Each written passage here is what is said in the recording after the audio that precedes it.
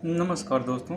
तो जैसा कि हम लोग पिछले वीडियो में बात कर चुके हैं अलग अलग सिस्टम्स की, जो हमारा 11 सिस्टम है उसके बारे में हम डिस्कस कर चुके हैं। ठीक है, तो आज हम बात करने वाले हैं एंडोक्राइन सिस्टम के बारे में।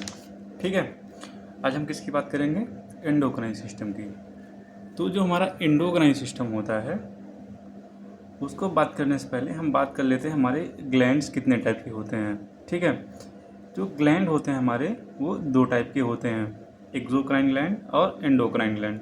ठीक है, हम जानते हैं कि ग्लैंड जो होता है हमारा, कोई ये टिश्यू होता है या फिर सेल होता है जिससे कि कुछ हार्मोन्स या फिर केमिकल्स सीक्रेट होते हैं। ठीक है, तो हमारा हमारा जो है ये ग्लैंड दो टाइप का होता है, exocrine gland, endocrine gland.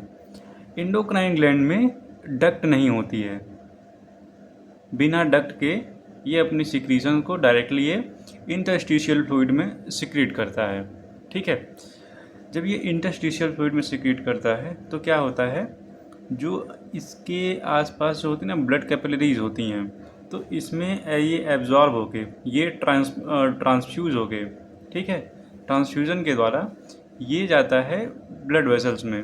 Blood vessel में जाने के बाद ये जो अलग अलग रिसेप्टार हैं इस पर जाके बाइंड होता है। ठीक है, उसके बाद वो अपना इफेक्ट जनरेट करता है।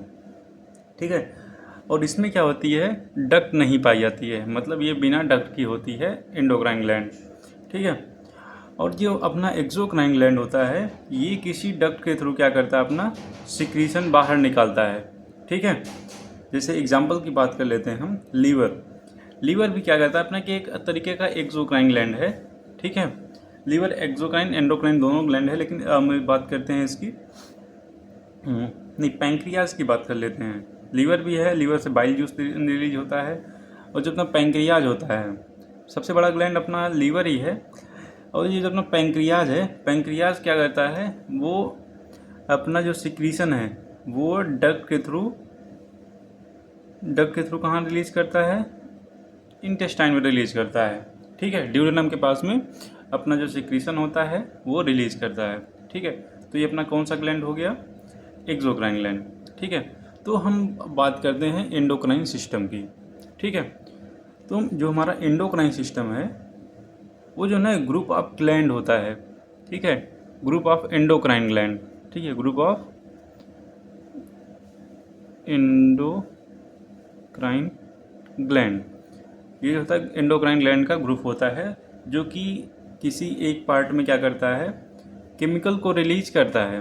ठीक है, और वो जाके ब्लड में, ठीक है, वो जो जाके ब्लड में रिलीज होता है।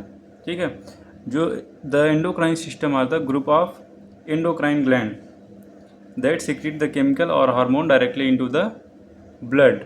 ये डायरेक्टली ब्लड में सिक्रीट करता है, मतलब ये पहले इंटरस्टिशियल फ्लूइड में सिक्रीट करता है, इंटरस्टिशियल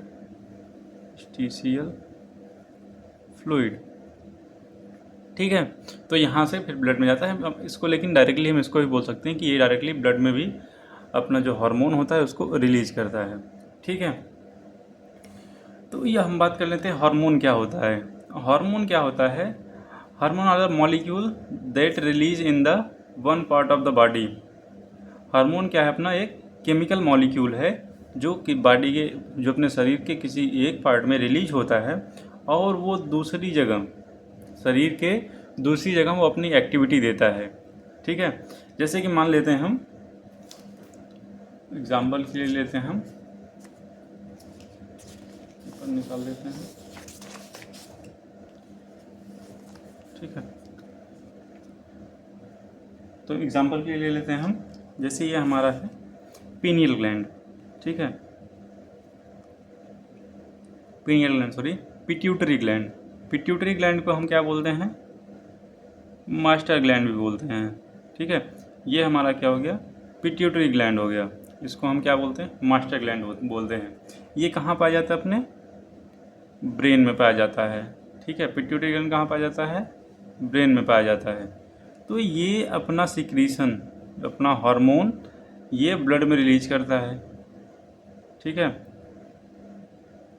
ये ब्लड में रिलीज करेगा, तो इसका एक्शन कहाँ आता है, हमारी किसी बॉडी के अदर पार्ट में, एग्जाम्पल के लिए अगर हम ले लेते हैं, जो अपना है FSH फॉलिकुलर स्टिमुलेटिंग हार्मोन या फिर LH ल्यूटिनाइजिंग हार्मोन, ये पिट्यूटरी ग्लैंड से निकलता है। ठीक है, तो ये कहाँ जाता है, पिट्यूटरी ग्लैंड से निकलेगा तो ये जाके फीमेल रिप्रोडक्टिव ट्रैक्ट बॉडी के निचले पार्ट में, वहाँ पे जाके इसका एक्शन होता है। ठीक है, फीमेल रिप्रोडक्टिव ट्रैक्ट, यहाँ पे जाके इसका एक्शन होता है। मतलब कि किसी एक जगह पे रिलीज होगा बॉडी किसी अदर पार्ट में, और एक्शन उसका अदर पार्ट में भी आएगा। ठीक है, और जो इसका एक्शन होता है, ठीक है, इसका एक्शन ड्यूरेशन लॉन्ग होता है। इसका एक्शन ड्यूरेशन क्या होता है, लॉन्ग होता है, as compare to the nervous system. Nervous system की जो इसका एक्टिविटी होती है वो इंस्टेंट टाइम के लिए होती है। ठीक है, कुछ देर के लिए होती है, 1 मिनट ऐसे समथिंग के लिए, लेकिन जो इसकी एक्टिविटी होती है वो 1 दिन से लेकर के 2 या 3 दिन तक हो सकती है। ठीक है, अगर हम बात करते हैं हार्मोन्स की, अगर इससे कोई हार्मोन लेता है, जैसे कि हम बात कर लेते हैं अनवांटेड 72 की। ठीक है, उसमें क्या होगा, लीवेनॉर्जेस्ट्रॉल वो उसका हार्मोन होता है, जो कि एक प्रोजेस्टेरॉन का डेरिवेटिव होता है। ठीक है, वो क्या होता है, जब उसको खाते हैं उसका इफेक्ट बॉडी में 5 दिन तक रहता है। ठीक है, जो हार्मोन की ड्यूरेशन होती है हार्मोन के एक्शन की, उसकी एक्शन 5 दिन तक रहती है। ठीक है, तो इसका ड्यूरेशन लॉन्ग होता है। ठीक है, तो हम बात कर लेते हैं एग्जाम्पल की। ठीक है, ये सब हमारे एंडोक्राइन सिस्टम, जो अभी हमने आपकी बात बताया कि ये एंडोक्राइन सिस्टम है वो नर्वस सिस्टम से स्लोअर होता है, लेकिन ड्यूरेशन लॉन्ग होता है। ठीक है, अब हम बात कर लेते हैं एग्जाम्पल की, example of the endocrine gland. ठीक है, जो हमारा एंडोक्राइन ग्लैंड होता है उसकी एग्जाम्पल को हम बात करते हैं। हमारे बॉडी में बहुत सारे एंडोक्राइन ग्लैंड पाए जाते हैं, लेकिन हम जिसमें से कुछ यहाँ पे डिस्कस किए हैं, जैसे कि अपना पहला है पिट्यूटरी ग्लैंड। पिट्यूटरी ग्लैंड को हम मास्टर ग्लैंड भी बोलते हैं। ठीक है, और ये जो अपना ब्रेन में पाया जाता है, ये LH FSH और ऑक्सीटोसिन ADH ये सब हार्मोन्स को रिलीज करता है। ठीक है, जिससे हमारी बॉडी में एक्टिविटी का रेगुलेशन होता है। ठीक है, इसे और एग्जांपल के लिए हम ले लेते हैं पीनियल ग्लैंड। ठीक है, पीनियल ग्लैंड क्या करता है, ये भी क्या सीक्रेट करता है, मेलाटोनिन हार्मोन। मेलाटोनिन जो क्या करता है, वो अपनी 24 आवर साइकिल, ये 24 आवर साइकिल को रेगुलेट करता है। ठीक है, ये क्या करता है, 24 आवर साइकिल को रेगुलेट करता है। अपना मेलानिन और मेलाटोनिन से कंफ्यूज मत होइएगा। जो मेलानिन होता है वो एक तरीके का पिगमेंट होता है, और जो एक मेलाटोनिन होता है वो एक तरीके का हार्मोन होता है। ठीक है, और नेक्स्ट एग्जांपल की बात करते हैं हम थायराइड हार्मोन। ठीक है, थायराइड ग्लैंड की, इसमें T3 और T4 निकलता है, जो कि मेटाबॉलिज्म को कंट्रोल करता है। ठीक है, और इसके बाद हम नेक्स्ट बात करते हैं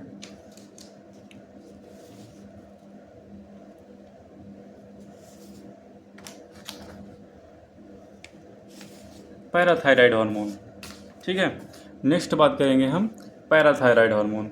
ये क्या करता है, हमारी बॉडी में कैल्शियम को बैलेंस करता है। ठीक है, ये क्या करता है, हमारी बॉडी में कैल्शियम लेवल को बैलेंस करता है। ठीक है, जो पैराथायराइड हार्मोन होता है, पैराथायराइड ग्लैंड होती है, वो हमारे बॉडी में पैराथार्मोन रिलीज करता है, जिसके थ्रू क्या होता है, हमारे बॉडी में कैल्शियम का लेवल, हमारे ब्लड में कैल्शियम का लेवल मेंटेन रहता है। एड्रिनल ग्लैंड होता है, जो कि हमारे किडनी के ऊपर पाया जाता है।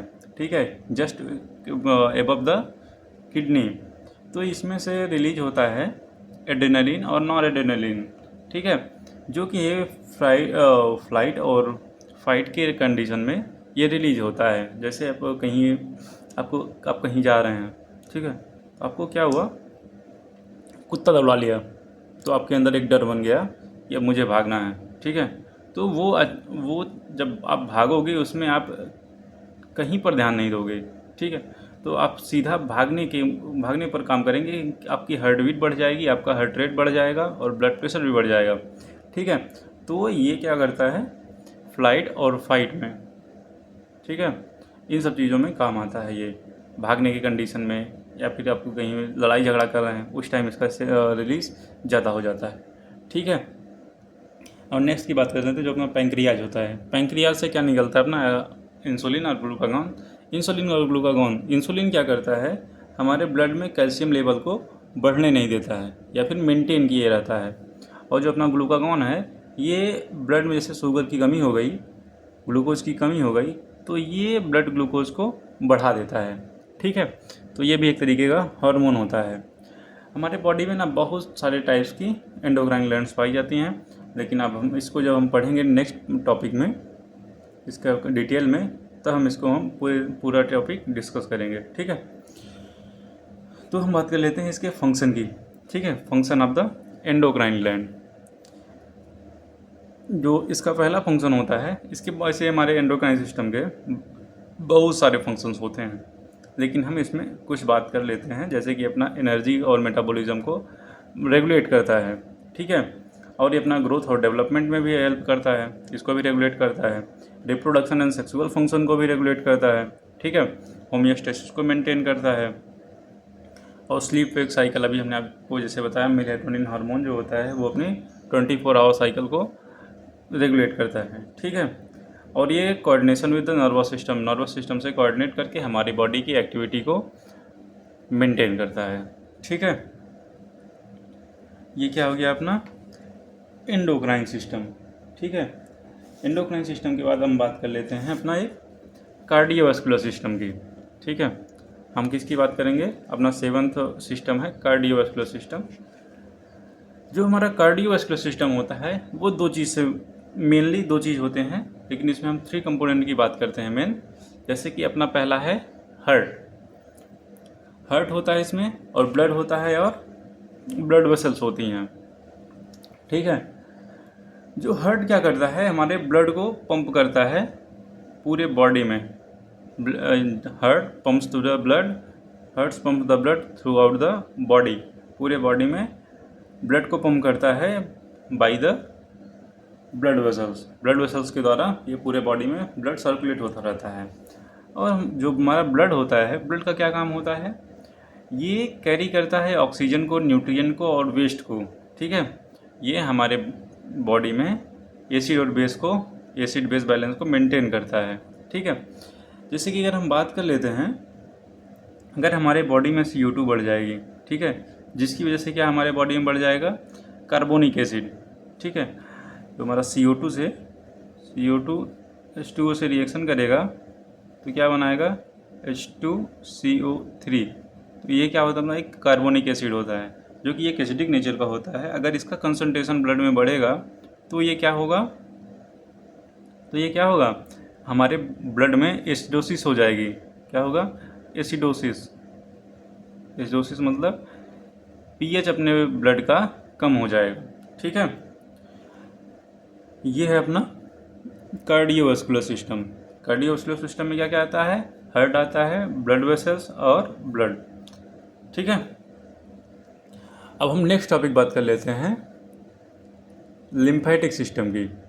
ठीक है, जो ये हमारा लिम्फेटिक सिस्टम है वो लिम्फ नोड या लिम्फेटिक फ्लूइड और थाइमस और टॉन्सिल से मिलकर बना होता है। ठीक है, ये भी एक तरीके का सर्कुलेटरी सिस्टम का पार्ट होता है। ठीक है, जो कि हमारे बॉडी में इम्यून सिस्टम को रेगुलेट करता है। ठीक है, जैसे इसमें कौन कौन से कंपोनेंट पाए जाते हैं, लिम्फेटिक फ्लूइड हो गया, जैसे कि हमारा ब्लड होता है, ऐसे ही वो भी होता है, लेकिन इसकी जो प्रॉपर्टीज होती हैं वो डिफरेंट होती हैं। ठीक है, जो अपना ब्लड होता है वो लार्ज मॉलिक्यूल को कैरी नहीं कर सकता है, उसके लिए क्या होता है अपना लिम्फेटिक सिस्टम का यूज़ होता है। ठीक है, और लिम्फेटिक वेसल जैसे अपने ब्लड वेसल्स होती हैं, और वैसे ही अपना लिम्फेटिक वेसल होता है। लिम्फेटिक वेसल का जो पोर साइज होता है ये ब्लड वेसल की कंपैरिजन में बड़ा होता है। ठीक है, जो अपना लिम्फेटिक वेसल का पोर साइज होता है वो as compare to the blood vessels बड़ा होता है, ठीक है। और जो अपना लिम्फ नोड होता है वो फिल्टर करने का काम करता है। जो लिम्फेटिक फ्लूइड होता है उसमें कुछ बैक्टीरिया हो गया, फंगस हो गया, वायरस हो गया, इन सब चीज़ों को, पैथोजेंस को, उसको क्लियर करता है, उसको फिल्टर करने का काम करता है, ठीक है। जो अपना थाइमस होता है, थाइमस से अपना टी सेल और बी सेल का, टी सेल का मैचुरेशन होता है। ये दोनों क्या करता है, थाइमस ये जो है, ये जो अपनी इम्यूनिटी होती है, इम्यूनिटी को मेंटेन करते हैं बाई द बी सेल और टी सेल, ठीक है। ये हमें बॉडी डिजीज़ के अगेंस्ट हमारे बॉडी को प्रोटेक्ट करते हैं, ठीक है। ये अपना हो गया 8th लिम्फेटिक सिस्टम ख़त्म हो गया। अब हम बात कर लेते हैं इसके बाद रिस्पायरेटरी सिस्टम की, ठीक है। हम बात करते हैं रिस्पायरेटरी सिस्टम की। रिस्पायरेटरी सिस्टम क्या होता है, हमारे बॉडी में एक सिस्टम होता है जिसमें क्या क्या हमारा लंग्स हो गया और एयर पैसेजवे। एयर पैसेजवे में क्या क्या आता है, अपना फेरिंग्स आ जाता है, लैरिंग्स आ जाता है। फेरिंग्स क्या होता है, एक कॉमन प्लेस होता है, ठीक है, कॉमन चैम्बर होता है। कॉमन चैम्बर किसका किसका होता है, एयर पैसेज का और ईसोफेगस, अपने जो फूड पैसेज है उसका जो है कॉमन चैम्बर होता है। ये जब एयर क्या होती है, अपनी लैरिंग से होकर पास होती है, तो हमारा जो वोकल कॉर्ड होता है, वोकल कॉर्ड में इसी को हम बोलते हैं, लैरिंग्स को वॉइस बॉक्स भी बोलते हैं। तो जो हमारा वोकल कॉर्ड होता है वो वाइब्रेट करता है, वाइब्रेशन की वजह से ही हमारे बॉडी, हाँ, हम क्या कर सकते हैं, बोल सकते हैं, ठीक है। ये वॉइस प्रोडक्शन में भी हेल्प करता है। एयर जो अपना एयर पैसेज वे होता है वॉइस प्रोडक्शन में भी काम करता है, ठीक है। उसके बाद ट्रैकिया आता है। ट्रैकिया के थ्रू क्या होता है, हमारा एयर जाता है लंग्स में। ट्रैकिया के बाद क्या आ जाएगा, अपना ब्रोंकियल ट्यूब। ब्रोंकियल ट्यूब से अपना एयर जो है लंग्स में चला जाएगा, ठीक है। ये चीज़ आप लोग जानिए कि अभी हम लोग इंट्रोडक्शन की बात कर रहे हैं। इंट्रोडक्शन के बाद हम लोग जब हम इसका मेन डिटेल में पढ़ेंगे तो हम इसको कंप्लीट स्ट्रक्चर के साथ पढ़ेंगे, ठीक है। अब हम नेक्स्ट बात कर लेते हैं अपना यूरिनरी सिस्टम। यूरिनरी सिस्टम क्या होता है, अपना यूरिन को प्रोडक्शन के, यूरिन का प्रोडक्शन करेगा, यूरिन का स्टोरेज करेगा और यूरिन को एक्सक्रीट करेगा, ठीक है। यूरिन को प्रोडक्शन करने के लिए इसमें पाया जाता है अपना किडनी, ठीक है। जो यूरिनरी सिस्टम में कौन कौन से कंपोनेंट होते हैं, किडनी होता है, जो किडनी की वजह से क्या होता है, अपना यूरिन का प्रोडक्शन होता है। उसके बाद आ जाता है अपना यूरेटर। यूरेटर के थ्रू क्या होता है, जो अपना यूरिन बना होता है वो यूरिनरी ब्लैडर में आता है और यूरिनरी ब्लैडर से यूरेथ्रा के थ्रू ये एलिमिनेट हो जाता है, ठीक है। इसके फंक्शन की बात कर लेते हैं हम। इसका फंक्शन जो होता है अपना, ये अभी हमने आपको जैसे बताया कि ये जो है यूरिन का प्रोडक्शन करता है, स्टोर करता है और एलिमिनेशन करता है, ठीक है। और जो हमारे बॉडी में, जो हमारे ब्लड में वेस्ट होते हैं, ठीक है, अगर हम लोग दवा खाते हैं तो आप लोग देखे होंगे यूरिन का कलर डार्क येलो हो जाता है, ठीक है। तो उस कंडीशन में क्या होता है, ये हमारे बॉडी से जो कलर होते हैं, जो हम ड्रग खाते हैं उसको जो मेटाबोलाइज प्रोडक्ट होता है उसके थ्रू, यूरिन के थ्रू बाहर आता है, ठीक है। और ये हमारे ब्लड की कंपोजिशन को भी रेगुलेट करता है। जैसे उसमें वाटर कंपोनेंट कितना होना चाहिए, वाटर का परसेंटेज कितना होना चाहिए, और जो हमारा है उसमें इलेक्ट्रोलाइट या फिर उसमें न्यूट्रिएंट कितने होने चाहिए, ये सभी बैलेंस करता है, ठीक है। और ये एसिड बेस बैलेंस भी करता है। अभी हमने आपको जैसे बताया, अगर ब्लड में सोडियम का कंसंट्रेशन बढ़ गया तो क्या होगा, हमारे ब्लड में एल्कलोसिस हो जाएगा, ठीक है। हम एसिडोसिस और एल्कलोसिस की हम एक अलग वीडियो बनाएंगे जिसमें हम बात करेंगे मेनली एसिडोसिस और एल्कलोसिस की, ठीक है।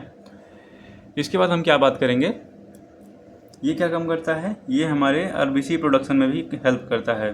किडनी में एक हार्मोन रिलीज होता है जिसको हम बोलते हैं इरेथ्रोपोइटिन हार्मोन, ठीक है, जो कि हमारे बॉडी में आरबीसी के प्रोडक्शन में हेल्प करता है, ठीक है। तो हमारा ये हो गया यूरिनरी सिस्टम, ठीक है। इसके बाद हम बात कर लेते हैं अपना रिप्रोडक्टिव सिस्टम की, ठीक है। इसके बाद हम बात करेंगे, एक मिनट सॉरी,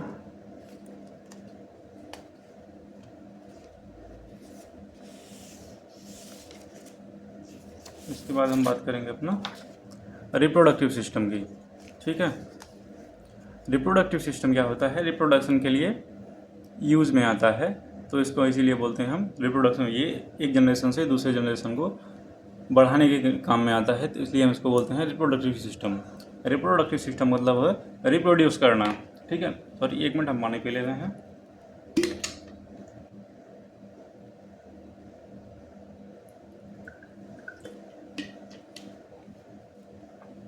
ठीक है, तो अब हम बात करते हैं, इसमें 2 यूनिट्स होती हैं। जब हमारा मेल और फीमेल एक दूसरे से क्वाइट करते हैं तो हमारा एक बेबी का फॉर्मेशन होता है। ठीक है, तो हमारा जो मेल पार्ट होता है, मेल में हमारे 2 टाइप्स के ऑर्गन्स होते हैं। मतलब अगर हम बात करें ऑर्गन सिस्टम की, रिप्रोडक्टिव सिस्टम में मेल और फीमेल की अलग अलग स्ट्रक्चर्स होते हैं। ठीक है, उसमें यही डिफरेंस होता है कि वो मेल है या फिर फीमेल है। ठीक है, तो जो हमारा मेल में प्राइमरी ऑर्गन होता है, प्राइमरी रिप्रोडक्टिव ऑर्गन होता है, वो अपना टेस्टिकल होता है। ठीक है, टेस्टिस में क्या होता है? अपना स्पर्म का प्रोडक्शन होता है। और जो एसोसिएटेड ऑर्गन जैसे अपना एपिडिडाइमिस हो गया, वास डिफरेंस हो गया, सेमानियल वेसिकल हो गया, प्रोस्टेट और पेनिस, ये सब स्टोरेज और ट्रांसपोर्ट ऑफ द सीमेन का काम करते हैं। जो स्पर्म है उसको स्टोर करेंगे और उसको ट्रांसफ़र करेंगे। ठीक है, ये क्या एसोसिएटेड ऑर्गन का ये काम होता है। और फीमेल्स में क्या होता है? ये फीमेल में भी ऐसे एक प्राइमरी ऑर्गन होता है जो कि डायरेक्टली प्रोड्यूस करता है ओवम। ठीक है, जो कि अपना ओवम होता है, एक यूनिसेलुलर होता है। ठीक है, तो ओवम क्या करता है? ओवम जाके स्पर्म से क्या करता है? फर्टिलाइज करता है। फर्टिलाइज करने के बाद क्या बनाता है? अपना जाइगोट। जाइगोट जाके यूट्रस में इम्प्लांट होता है। ठीक है, जाइगोट की और भी स्टेजेस हैं जिसको हम अलग से जब रिप्रोडक्टिव सिस्टम पढ़ेंगे तो उसमें हम लोग डिस्कस कर लेंगे। ठीक है, तो इसके एसोसिएटेड ऑर्गन्स में कौन कौन से आ जाएंगे? ब्रेस्ट हो जाता है। ब्रेस्ट क्या काम करेगा? मिल्क का प्रोडक्शन का काम करता है। ठीक है, और फैलोपियन ट्यूब हो, जिसपे इससे क्या होता है? अपना जो ओवम होता है वहाँ पे क्या होगा? जाइगोट बनेगा, वहाँ पे फर्टिलाइजेशन होगा और उसके थ्रू ट्रांसफ़र होगा। ट्रांसफ़र होने के बाद सीधा ही यूट्रस में आके इम्प्लांट हो जाएगा। ठीक है, जो इसको वेजाइना को हम बोलते हैं, बर्थ कैनाल भी बोलते हैं। ठीक है, सर्विक्स और वेजाइना ये दोनों होता है बर्थ कैनाल। इसी के थ्रू हमारा जो बेबी होता है वो बाहर आता है। ठीक है, जब वो पूरी तरीके से डेवलप हो जाता है तो वह बाहर आता है।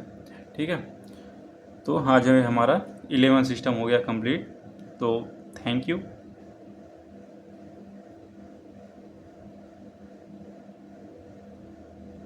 ठीक है, तो हम आपको थैंक यू करते हैं। आप लोग पढ़ते रहिए, स्वस्थ रहिए, मस्त रहिए। ठीक है, अब हम मिलते हैं नेक्स्ट वीडियो में नेक्स्ट टॉपिक लेकर के। ठीक है।